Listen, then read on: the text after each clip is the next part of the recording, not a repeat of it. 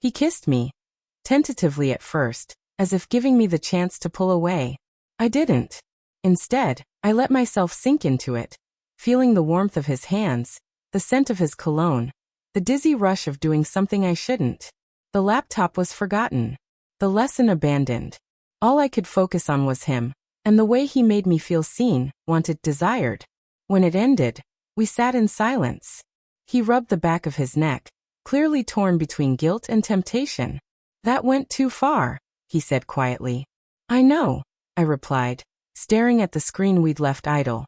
I asked you to teach me this, but I guess I learned something else instead.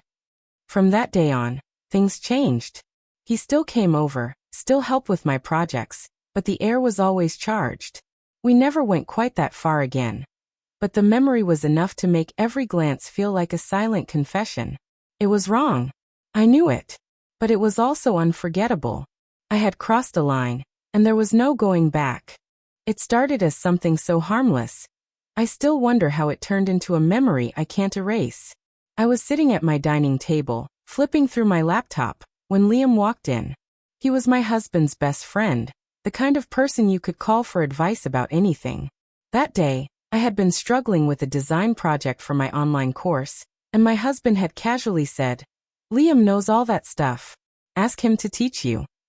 So I did. He sat beside me, his laptop open, leaning over to explain things. At first, it was purely instructional. Click here, drag that, change the settings. But the way his shoulder brushed mine, the way his voice softened when he saw I was frustrated, it created a tension I didn't expect. "Don't worry," he said, his hand resting lightly on my arm. "You'll get the hang of it." It should have ended there. But my curiosity wasn't just about the project anymore. The next time he came over, my husband was working late. I told myself it didn't matter. Liam was just helping. But the moment I saw him at the door, smiling like he knew a secret, I felt something stir inside me. We sat side by side again, but this time our knees touched. Neither of us moved away. His instructions became slower, almost deliberate, and every time our eyes met, we lingered there too long. "Is this part of the lesson?" I asked jokingly when his hand rested over mine to guide the mouse. "Maybe," he murmured, his lips curling into a half-smile. It was the smallest shift, but it changed everything. His breath was suddenly closer, his words softer. My pulse quickened. Not from confusion, but from the dangerous clarity of knowing exactly where this was headed.